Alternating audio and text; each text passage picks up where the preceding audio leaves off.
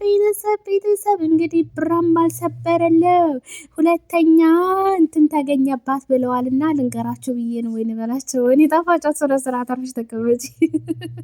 ሁለተኛ ምን ነበር የሚባለው? የሴቶች ክብር ተገኝተዋል ብሏልና ብራም ባልተሰበረው ተብሏል እየተባለ ነው። ጋይዝ ምን ትላላችሁ? አቤት ወሬ አቤት ወሬ አቤት ወሬ አቤት ቤተሰብ ልጅን አስቀምጡ ባልን አስቀምጡ።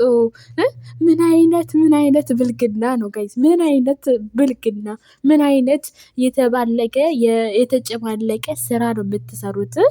እኔ እኮ የሚገርመኝ ነገር ልጅን አስቀምጦ ባልን አስቀምጦ እኔ የምለው ባልየው ሞቷል ጋይስ። ስለማይንቀሳቀስ ነው እንዴ?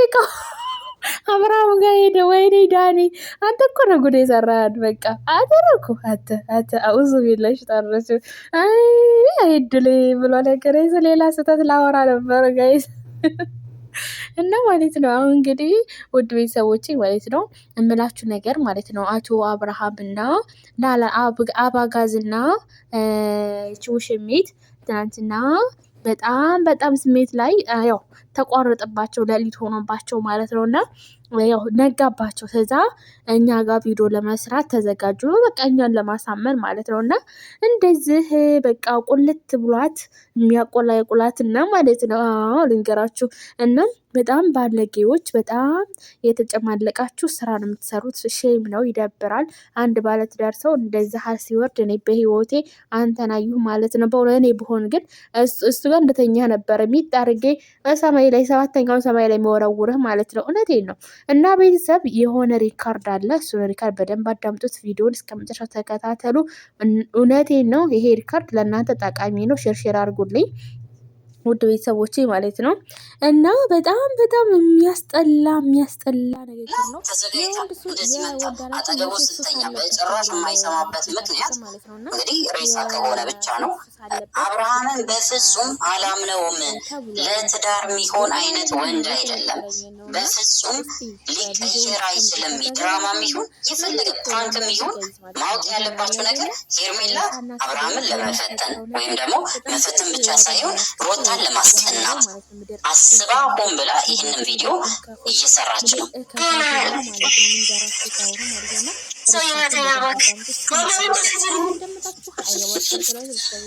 አብርሃም እኮ አንዳንዴ ቀልዱና እውነቱ አይታወቅም። አሁን ይሄ ቪዲዮ ፕራንክም ሊሆን ይችላል። እኔ እስከ መጨረሻው ድረስ አላየውም። ማወቅ ያለባችሁ ነገር ግን የአብርሃም ትክክለኛ ማንነት ከዚህ ጋር በጣም ይስተካከላል ማለት በቃ ኦልሞስት ነው ማለት ይቻላል። ምክንያቱም ከዚህ በፊት እኮ በጣም ብዙ ነገሮችን ሲያደርግ ነበረ። አብርሃም በጣም ብዙ ሴቶች ጋር ሲገናኝ ነበረ። በተደጋጋሚ ሲነገረው አይተውም። በጣም ብዙ ሪሌሽንሽፕ ያደርጋል። በቃ ከሴቶች ጋር እጅግ በጣም የሚገናኝ አይነት ነገሮችን ከማድረግ ወደኋላ ማይል ሰው ነው።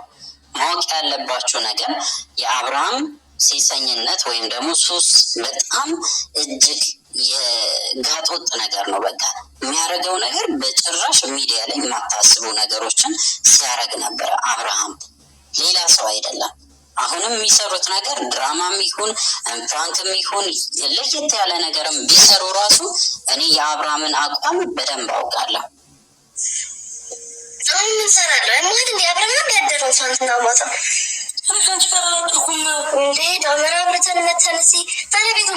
ግን ማወቅ ያለባችሁ ነገር በተለይ ያልነገርኳችሁ ነገር ወደ ቡታጅራ የሄዱት እኛን ለማሳመን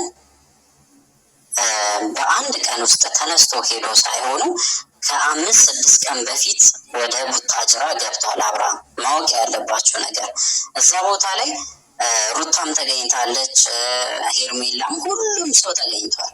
ያልተገኘ ሰው የለም።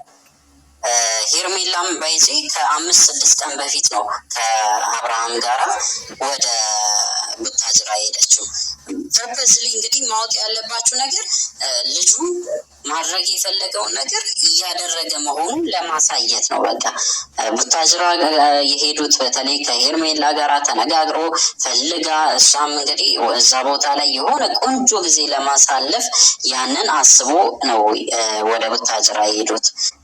አብርሃም የሚያደርጋቸው ነገሮች በሙሉ ሩታን ለማስቀናት ነው። ሩታን ለምን ትቀናለች? በምንድን ነው የሚቀናው? በዝሙት? ሩታ እኮ በስነ ስርዓቱ አግብታ በስነ ስርዓቱ የተሞሸረ ልጅ ናት። በስነ ስርዓቱ ማለት በዚህ የሚቀና ነገር የለም ማለት ነው። ልንገርህ ማለት ነው በእውነት ወንድሜ እና ማለት ነው።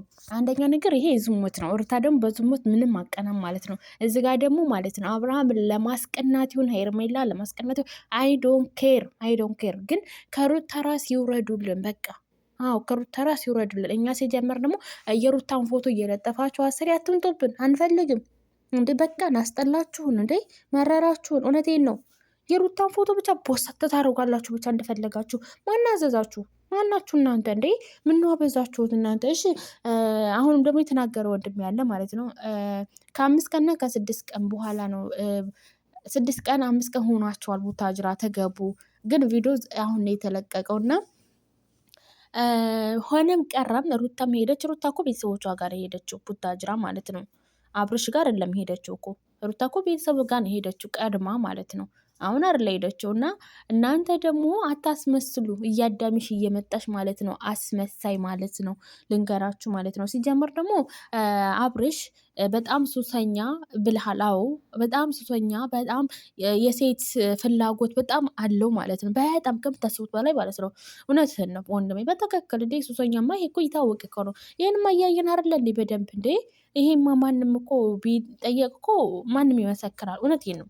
ለመሰለ ይሄን ሁላ ሴት ሲያጋጋ ምን ሲል ሩታ ትጎዳለ ወይ ሩታ ስሜቷ እንዴት ነው ምናምን የሚባል ሀሳብ የለውም ማለት ነው። እና በጣም ሴት ሱስ አለበት ማለት ነው። አሁን ራሱ ሌላ ሴት ቆንጅዬ ብትመጣ እሷ ጋር ነው የሚሮጠው ማለት ነው። ልንገራችሁ ብዬ ነው ካሁኑ ማለት ነው። እና እንዲሁም አልጋ ላይ ምናምን እንደዚህ ማታን ያደረ ምናምን ብትል እኛን ለማሳመት እንደዚህ ቪዲዮ ፕራንክ ይሁን ምን ይሁን አይኖ ኖ ሲጀመር ማታ ምን አባባል አምልጧት እኮ ነው ጋይዝ። ማታ ማለቷ አምልጧት ነው ጋይዝ፣ አምልጧት። አቤት ፈጣሪው ትዕግስት ስጠኝ። ወይኔ ያታዋርደኝ እኮ ነው። አቤት አቤት አቤት ብልግና። እኔ በህይወቴ እንደዚህ ሀል ደረጃ ትደርሳለ ብዬ አስቤውም እማላቀው ልጅ እንደዚህ ሆነ። ገና ቡጣጥዬ ነበር እኮ አሁን ለንገሩ አሁን ልጅ ነኝ ብሏል። ለካ እኔ ገና በልጅነቴ ነው ትዳር የመሰረትኩት። እኔ ለትዳር ብቁ አይደለሁም ያልከው እውነትን ነው ለካ። አይ ገባችሁ ጋይስ? ይሄን ለማድረግ ፈልጎ ነው። ወይኔ አታወርደኝ እኮ ነው ጋይስ፣ አታወርደኝ። አሁን እኮ ማለት ነው እንደው ከአንተ ባለትዳሮች አሁን ከአንተ ምንድን ነው የሚማሩት? እሺ አንተ ትልቅ የዩቱበር ነህ፣ በጣም በጣም በጣም ትልቅ የዩቱበር ነህ። ግን ደግሞ ምንም ክብር የሌለህ እንደ ሚስትህ ክብር የሌለህ አሁን እንደዛ እንደው ቁጭ ብለህ ምግብ ይዋጥልሃል እንደዛ።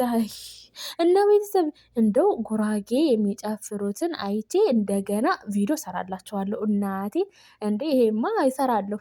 እዴ ጉራጌ የሚጨፈረው እንደዛ ነው እንዴ?